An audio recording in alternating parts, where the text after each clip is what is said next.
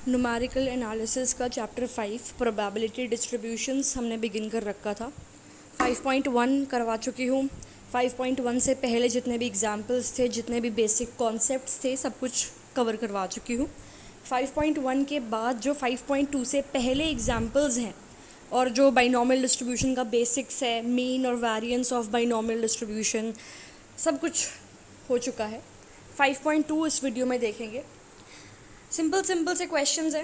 Question 1 देखो, अ die is throne 3 times. एक die को आप 3 टाइम थ्रो कर रहे हो, तो स्मॉल n क्या हो गया? 3।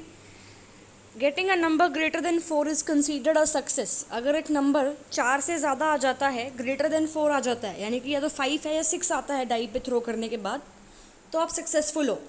तो स्मॉल p यानी कि प्रोबेबिलिटी ऑफ सक्सेस क्या हो गई? 2/6, क्योंकि फेवरेबल आउटकम है 2 और टोटल आउटकम है 6, तो p हो गया 1/3। और 1 माइनस p करते हो तो स्मॉल q आ जाता है, that is probability of failure, जो आ गया 2/3। पिछली 2 वीडियोस देख लो बाइनॉमियल डिस्ट्रीब्यूशन पे।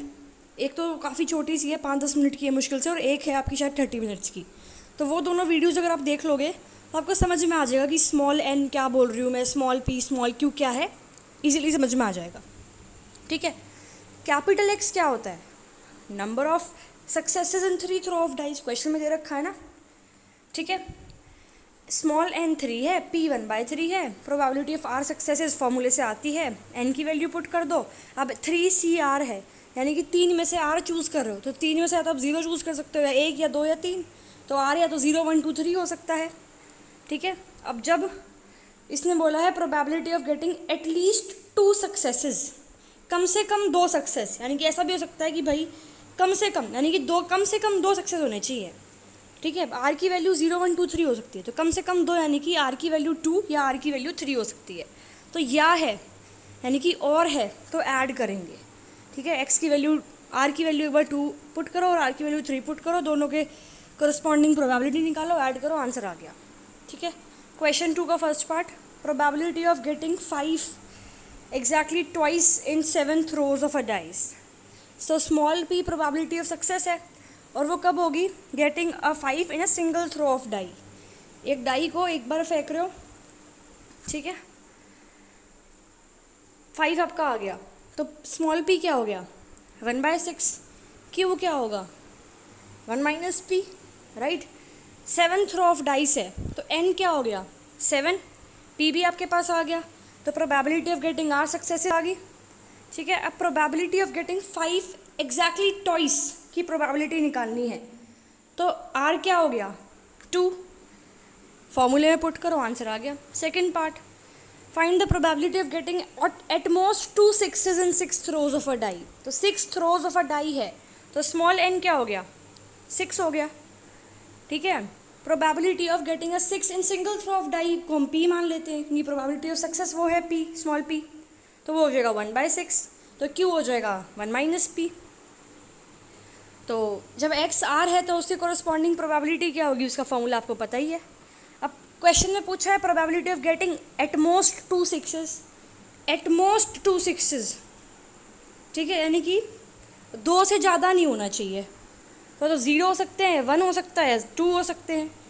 ठीक है। जब x 0 है तब प्रोबेबिलिटी निकालो, x 1 है तब निकालो, x 2 है तब प्रोबेबिलिटी निकालो, इस वाले फॉर्मूले में पुट करके। ठीक है, आपका आंसर आ जाएगा, सिंपल। क्वेश्चन 3 देखो, unbiased coin is tossed 8 times. 8 bar toss कर रहे हो, तो स्मॉल n क्या हो गया? 8। ठीक है। Find by using binomial distribution probability of getting at least 3 head. At least 3 आने की प्रोबेबिलिटी ढूंढनी है बाइनॉमियल डिस्ट्रीब्यूशन को यूज़ करके। अब स्मॉल p क्या होता है? Probability of success.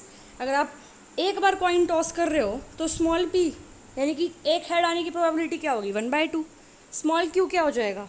1 minus p, वो भी 1/2 आ गया।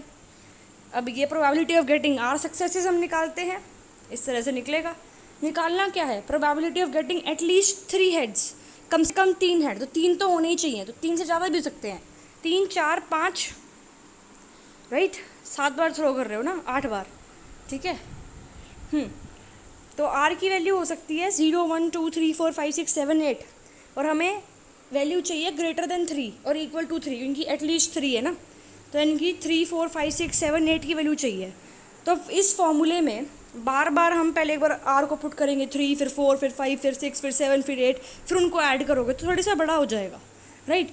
इसलिए अच्छा हम सिंपल कर देते हैं, आर को 0, 1, 2 पुट कर देते हैं और 1 में से सब्ट्रैक्ट कर देते हैं। फॉर्मूला बताया था ना, probability of event E plus probability of event not E equals to 1। ठीक है, तो वही फॉर्मूला हमने इसमें यूज़ करा है।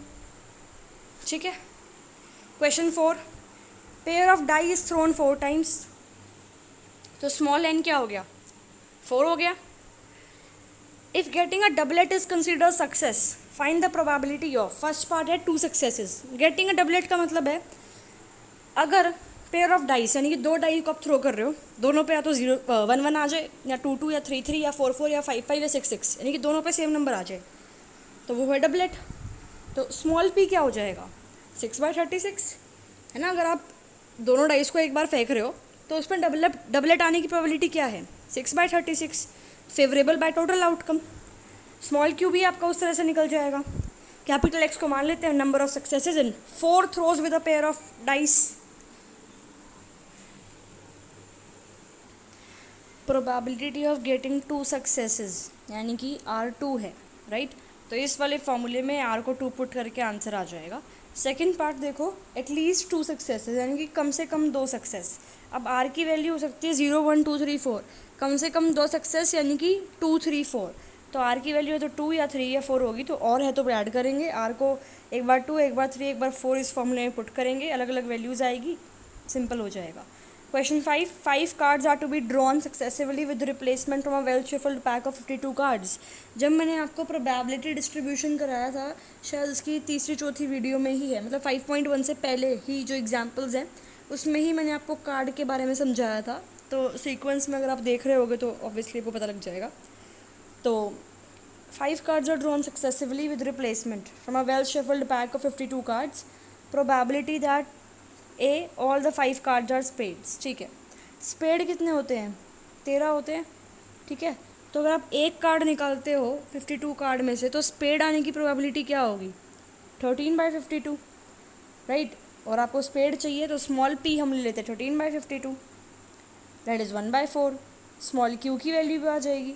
अब कार्ड निकालने कितने हैं, 5, तो स्मॉल एन क्या हो गया, 5। तो आपके पास एन की वैल्यू है, आपके पास पी की वैल्यू है। Probability of getting are successes निकाल लो। ठीक है, फर्स्ट में पूछा क्या है, all the 5 cards are spades, यानी कि 5 पत्ते निकालने हैं, 5 के 5 क्या है, स्पेड है, तो आर की वैल्यू 5 हो गई, यहाँ पे हो गया question. Second part, all only 3 cards are spades, यानी कि 5 पत्तों में से 3 तो स्पेड है, तो 5 में से 3 चूज़ करें तो वो स्पेड आ गए, तो यहाँ पे आर की वैल्यू 3 आ गई। थर्ड है नन इज़ अ स्पेड, यानी कि 5 में से एक भी स्पेड नहीं आया, तो आर यहाँ पे क्या हो गया, 0 हो गया question simple. Question 6, 5% defective items हैं लार्ज बल्क ऑफ आइटम्स में। प्रोबेबिलिटी निकालनी है that a sample of 10 items will include 2 defective items. करा रखा है इस टाइप का क्वेश्चन पहले मैंने एग्जाम्पल में। अगर स्मॉल पी हम प्रोबेबिलिटी ऑफ इवेंट मान लें, ठीक है, 5% डिफेक्टिव आइटम है आपके टोटल में से, ठीक है, 10 आइटम अगर आप निकालते हो तो उसमें से 2 डिफेक्टिव आइटम हैं, उसकी प्रोबेबिलिटी बता दो।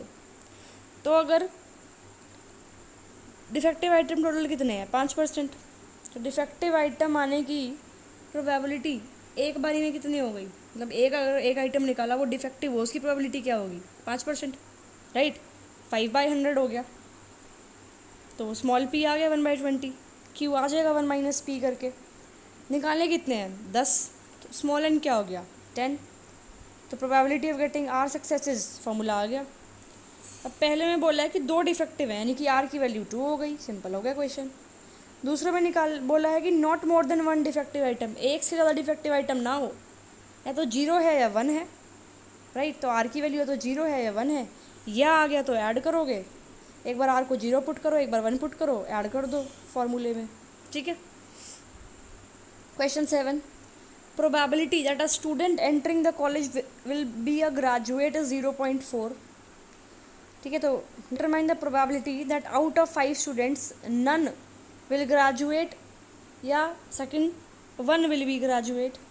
तो अगर स्मॉल पी हम मानते हैं प्रोबेबिलिटी ऑफ सक्सेस, यानी कि जो स्टूडेंट कॉलेज में एंटर कर रहा है वो will be a graduate, right, तो वो कितनी दे रखी है 0.4, तो स्मॉल पी आ गई 0.4, 1 माइनस 0.4 कर रहे हो तो वो स्मॉल क्यू आ गया 0.6।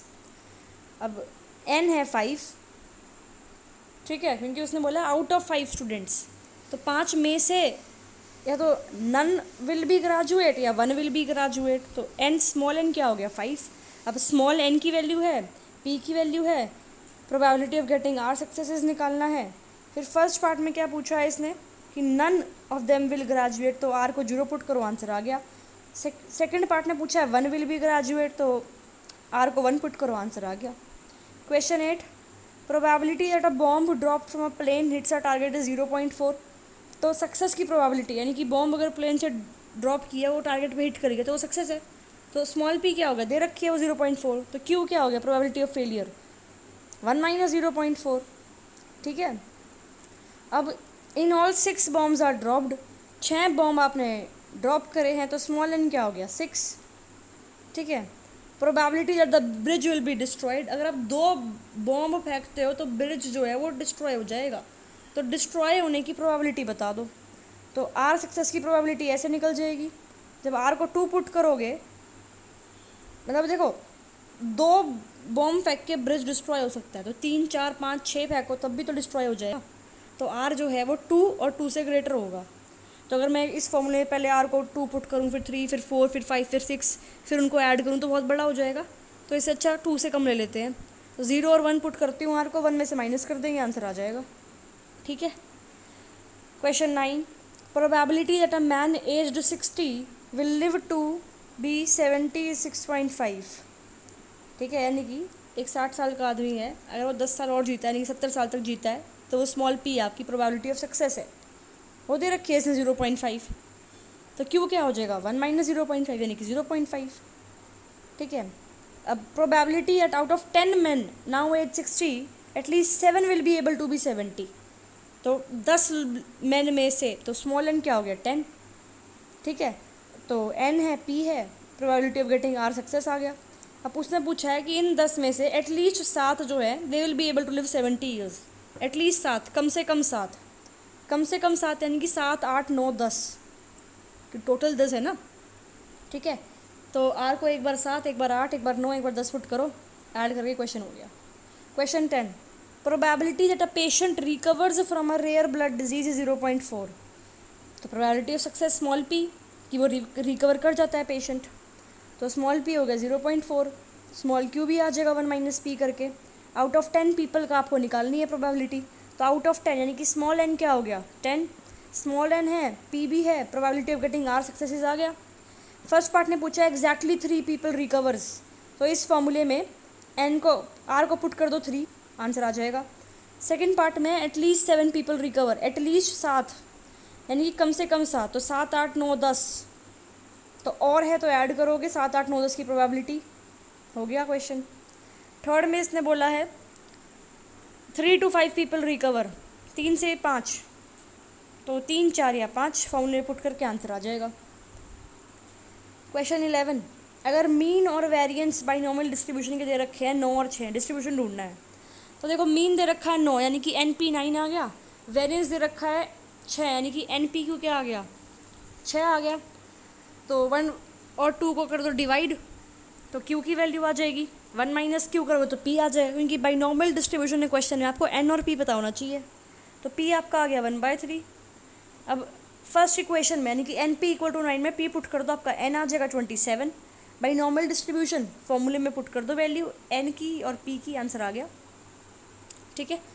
क्वेश्चन 12, मीन और स्टैंडर्ड डेविएशन दे रखे हैं, एन पी क्यू निकालने हैं, सिमिलर तरीके से सॉल्व करना है, 2 ही फॉर्मूला आपके पास हैं, एक एन पी इक्वल टू 20 और एक under root N P Q equal to 4, इसको स्क्वायर कर दोगे तो N P equal to 16, divide करोगे तो क्यू आ जाएगा, 1 में से माइनस करोगे तो पी आ जाएगा, एन पी में पुट करोगे पी की वैल्यू तो एन आ जाएगा।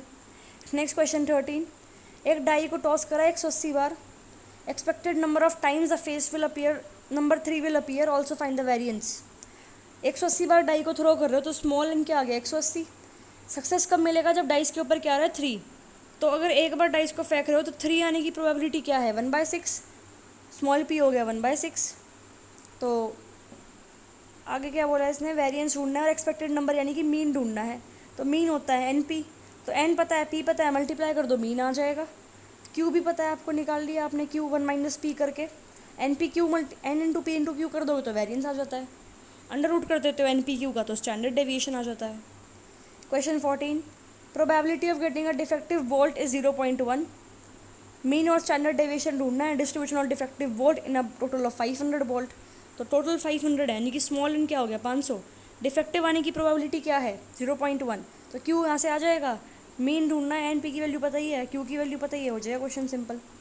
Question 15, probability that Hari hits a target is 1.4, तो स्मॉल पी क्या हो गया 1/4, क्यू क्या हो जाएगा 3/4, 1 में से माइनस करते हैं ना। फायर 64 टाइम्स वो फायर करता है, तो एन क्या हो गया small N 64। Expected number of times यानी कि मीन निकालना है, एन इंटू पी करना है सिंपल, ठीक है। वेरिएंस भी निकालना है तो एन पी इंटू क्यू कर दो, ठीक है। Question 16, show that variance of binomial distribution is always less than mean. Mean N P होता है, वेरिएंस एन पी क्यू होता है, मीन माइनस वेरिएंस कर दो तो क्या आ जाएगा, एन पी कॉमन लेके 1 माइनस क्यू ब्रैकेट में, N P square greater than 0 होगा, एन और पी दोनों पॉजिटिव हैं तो mean greater than variance. Simple question है, इसमें तो कुछ है ही नहीं करने को। आगे देख लो 17th question, difference between mean and variance binomial distribution 1 है, डिफरेंस ऑफ देयर स्क्वायर्स 11 है, डिस्ट्रीब्यूशन ढूंढना है। सेम एक एग्जाम्पल कराया था मैंने आपको, जो बाइनोमियल डिस्ट्रीब्यूशन का मीन एंड वेरिएंस से वीडियो बनाई है, सेम एग्जाम्पल करा रखा है, तो सेम क्वेश्चन है, इसको नहीं करवा रही, सोल्यूशन दे सकते हो। क्वेश्चन 18, मीन 6 दे रखा है, स्टैंडर्ड डेविएशन √2 दे रखा है, प्रोबेबिलिटी ऑफ गेटिंग 7 सक्सेसेस। तो मीन और स्टैंडर्ड डेविएशन से आपके पास एन और पी की वैल्यू आ जाएगी, वहाँ से ये बाइनोमियल डिस्ट्रीब्यूशन आ जाएगा, उसमें आर को 7 पुट कर दो, आंसर आ गया। क्वेश्चन 19, मीन और वेरिएंस दे रखा है बाइनोमियल डिस्ट्रीब्यूशन का, पी ढूंढना है जब X greater than equal to 1 है, एग्जाम्पल करा रखा है मैंने ऐसा। मीन और वेरिएंस आपके पास पी आ जाएगा और एन आ जाएगा, बाइनोमियल डिस्ट्रीब्यूशन लगा दिया, ठीक है। आगे देखो 18th क्वेश्चन, मीन 6 दे रखा है, स्टैंडर्ड डेविएशन √2 दे रखा है, प्रोबेबिलिटी ऑफ गेटिंग 7 सक्सेसेस, ठीक है। तो एन और पी की वैल्यू आ जाएगी, फिर आर को 7 पुट कर दो, आंसर आ जाएगा। रिपीट हो रहे हैं क्या क्वेश्चन ये, आगे देखो x follows binomial distribution with mean 3 और वेरिएंस 3/2, तो मीन और वेरिएंस से क्यू आ जाएगा डिवाइड करके, 1 माइनस क्यू करोगे तो पी आ जाएगा, ठीक है, और मीन में पी को पुट करोगे तो एन आ जाएगा। बाइनोमियल डिस्ट्रीब्यूशन आ गया, जब R less than equal to 5 है, ठीक है, तो R less than equal to 5, तो इसमें आर की वैल्यू 0 से 6 के बीच में हो सकती है, ठीक है। तो आर ढूंढनी किसकी है, जब आर क्या है, जब आर है आपका लेस देन इक्वल टू 5, तो जब आर 6 है उसकी ढूंढो, 1 में से माइनस कर देना, हो जाएगा क्वेश्चन। नेक्स्ट एग्जाम्पल देखो, 8 coins are tossed at a time 256 times by fit a binomial distribution to be observed data and obtain the expected frequencies। एक सेम इस टाइप का क्वेश्चन मैंने आपको कराया भी है ना। देखो स्मॉल एन यहाँ पे 8 है, क्योंकि आप नंबर ऑफ ट्रायल्स यहाँ पे 8 है, 8 कॉइन्स आर टॉस, तो स्मॉल एन क्या हो गया 8। कितनी बार टॉस करा है 256, तो फ्रीक्वेंसी को हम डिनोट करते हैं कैपिटल एन से, तो कैपिटल एन हो गया 256, ठीक है। अब इसने क्या बोला है, नंबर ऑफ हेड्स के रिलेटेड प्रोबेबिलिटी निकाली है, ये फ्रीक्वेंसी डिस्ट्रीब्यूशन दे रखा है ना, नंबर ऑफ हेड से रिलेटेड, तो नंबर ऑफ हेड, एक कॉइन थ्रो कर रहे हो तो हेड आने की प्रोबेबिलिटी क्या है 1/2, तो स्मॉल पी हो गया 1/2, ठीक है। Probability of R heads in 8 trials इस तरह से निकालते हैं, बेसिकली बाइनोमियल डिस्ट्रीब्यूशन वाला फॉर्मूला है, जहाँ पे स्मॉल एन 8 है वो निकाला है आपने, ठीक है। एक्सपेक्टेड फ्रीक्वेंसी निकालनी है तो हम क्या करते हैं, इसको मल्टीप्लाई करते हैं कैपिटल एन से, फॉर्मूला जो मैंने आपको बताया था एग्जाम्पल, वहाँ पे देख लेना, सिंपल तरीके से क्वेश्चन हो जाएगा। पिछली ही वीडियो है, 5-7 मिनट की मुश्किल से वीडियो है, उसमें आपको समझ में आ जाएगा ये फिट अ बाइनोमियल डिस्ट्रीब्यूशन कैसे करते हैं, एक्सपेक्टेड फ्रीक्वेंसी किस तरह से निकालते हैं, ठीक है। सो दिस वाज ऑल, कोई डाउट हो तो कमेंट्स में पूछ लेना।